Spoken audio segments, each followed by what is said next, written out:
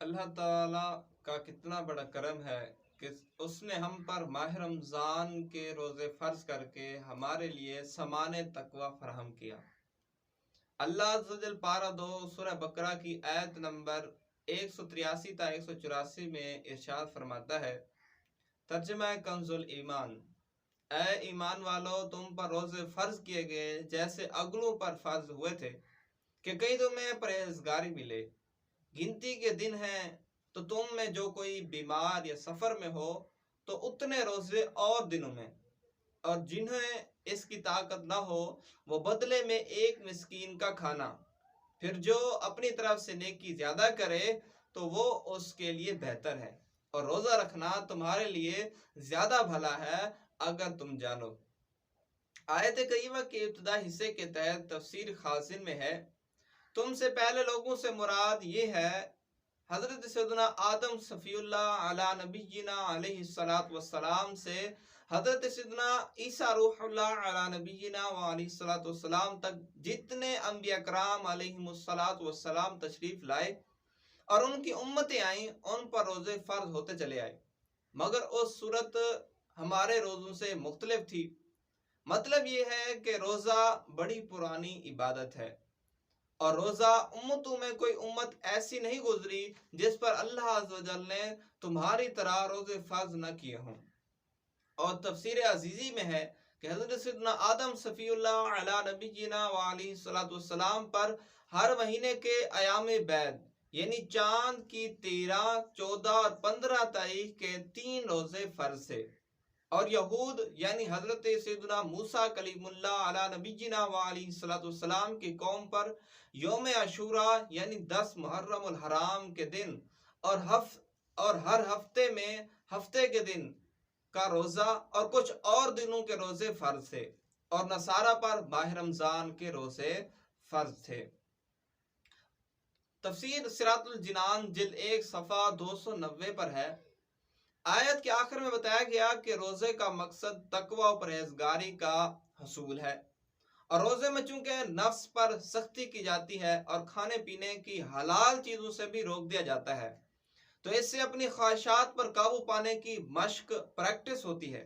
جس سے ضبط نفس یعنی نفس پر قابو اور حرام سے بچنے پر قوت حاصل ہوتی ہے، اور یہی ضبط نفس اور خواہشات پر قابو وہ بنیادی چیز ہے جس کے ذریعے آدمی گناہوں سے رکتا ہے۔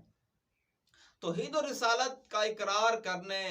اور تمام ضروریات دین پر ایمان لانے کے بعد جس طرح ہر مسلمان پر نماز فرض قرار دی گئی ہے، اسی طرح رمضان کے روزے بھی ہر مسلمان مرد و عورت عاقل و بالغ پر فرض ہیں۔ درِ مختار میں ہے، روزے 10 شعبان المعظم 2 ہجری کو فرض ہوئے۔ اسلام میں اکثر اعمال کسی نہ کسی روح پرور واقعے کی یاد تازہ کرنے کے لیے مقرر کیے گئے ہیں۔ مثلاً صفا و مروہ کے درمیان حاجیوں کی سعی حضرت سیدتنا حاجرہ رضی اللہ تعالی عنہ کی یادگار ہے، اور آپ رضی اللہ تعالی عنہ اپنے لخت جگر حضرت سیدنا اسماعیل ذبیح اللہ علی نبینا علیہ السلام کے لیے پانی تلاش کرنے کے لیے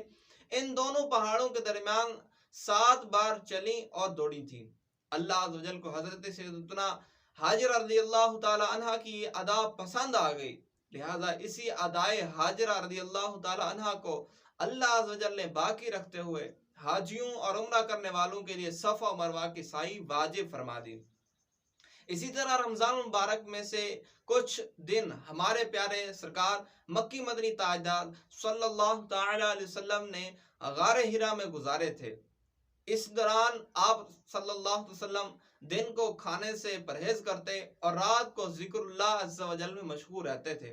تو اللہ عز و جل نے ان دنوں کی یاد تازہ کرنے کے لیے روزے فرض کیے تاکہ اس کے محبوب صلی اللہ تعالی علیہ وسلم کی سنت قائم رہے۔ حضرت آدم صفی اللہ علی نبینا علیہ السلام نے چاند کی 13، 14، 15 تاریخ کو روزے رکھے۔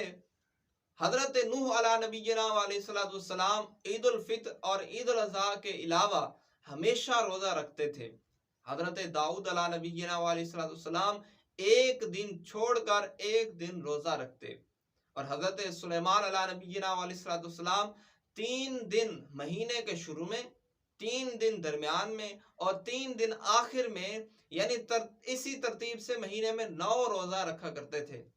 और हजरत ईसा रूहुल्लाह अला नबीना व अलैहिस्सलाम हमेशा रोजा रखते थे, कभी भी ना छोड़ते थे। प्यारे भाइयों, सख्त गर्मी है, प्यास से हल्क सूख रहा है, होंठ खुश्क हो रहे हैं, पानी मौजूद है मगर रोजादार उसकी तरफ देखता तक नहीं। खाना मौजूद है, भूख की शिद्दत से हालत दिलगोर हो रही है मगर वो खाने की तरफ हाथ तक नहीं बढ़ाता। आप अंदाजा फरमाइए